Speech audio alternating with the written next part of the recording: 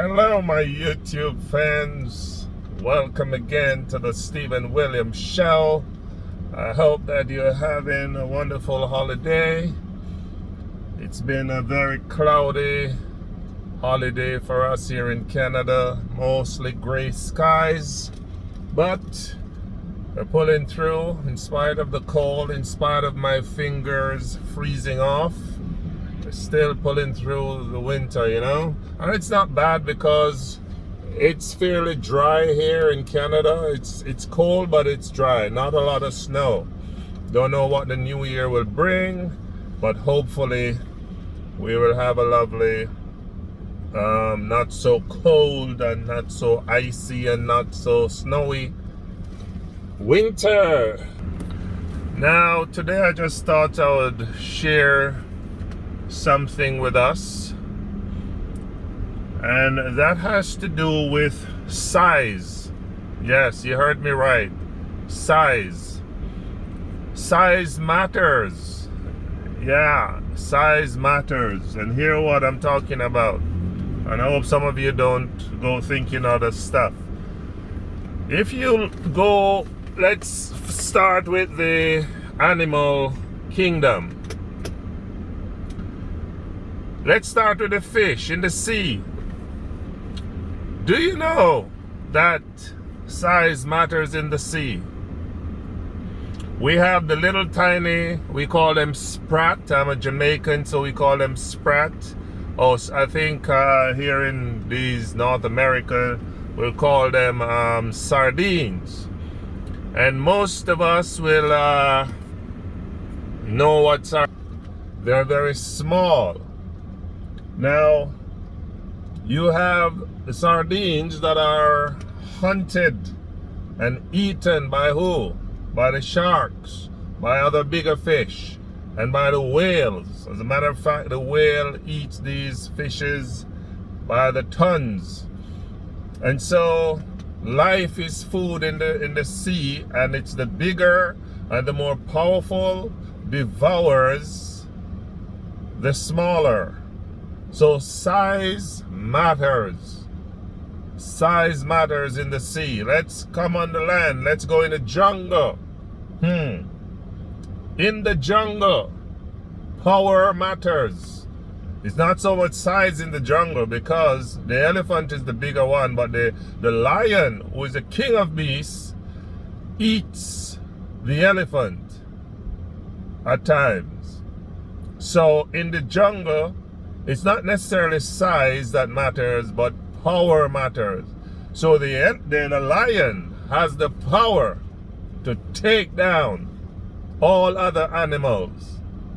They take down from a giraffe, an elephant, and you know the other buffalo. Wow, buffalo is a very powerful animal, and yet still the lion takes down the buffalo. The lion takes down the buffalo because the lion is equipped and powerful, and the female lion is very powerful too. Most of the time it is the female lion who goes out and do the hunting, not the male, even though he does it sometimes. But the female is more powerful in the sense that they can run faster than the male lion. Next, let's look at the birds. The birds. The birds. Let me move on here as I talk and drive. The birds. In the bird world, we call them the fowl. The Bible calls them the fowl. You will notice that the eagle is the most powerful bird among birds. And there's the hawk. They take down other small birds. They take down the doves, they take down the little sparrows, because they were equipped again with those talons to take and grab those other birds that are not so well equipped, and they're not as powerful. And so even the eagle, when you see that bird hunts, that bird will grab the fish out of water. That bird will grab a mountain goat off the mountain and let it go. And when it dropped and hit its head and die, then he goes and get to work and start eating. Then let's look at among mankind. Size matters, because the majority. Who is the majority? Who is the majority? What color is the majority? What set of people is the majority? Do you know? I think you should know. Size matters. When you look at so one set of people, I'm trying to choose my word carefully,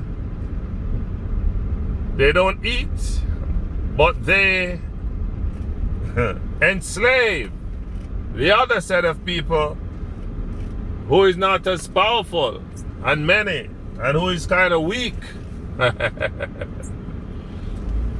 And when you look at businesses, what happens? Size matters, because you'll find that the bigger companies, the bigger corporations, realize that the bigger is the more money you make, the bigger is the more latitude you have, the bigger is the more powerful you are. But the smaller, the tiny, the little ones, the small businesses, they get crushed by the bigger businesses and corporations. So size matters. And then take it on a spiritual level now. Come on now, let me preach. Think about God. We have different categories of spiritual beings. We have the cherubims. We have the seraphims. We have the angels. We have archangels. Hello, somebody. I feel like I want to preach this morning. You have Lucifer, who was an archangel. You have Michael, the archangel. But you have a bigger one that's over us, which is God. So, even though the devil has a lot of power, the Bible calls him the God of this world. Yeah, the Bible calls him the God of this world. And he's powerful. He rules planet Earth. He has people that he empowers. And guess what? But guess what? There is somebody more powerful, and that is the Almighty. All power belongs to God. It stops with him.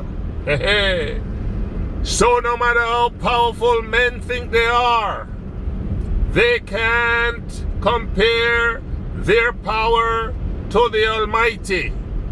Their power is temporary, but God's power is infinite.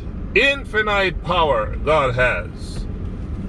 So my friends, size matters, and I hope that you are not on the side of the devil, because the devil is a loser. The devil will lose, but God, the more powerful, will win the battle, the war, the spiritual warfare that is going on.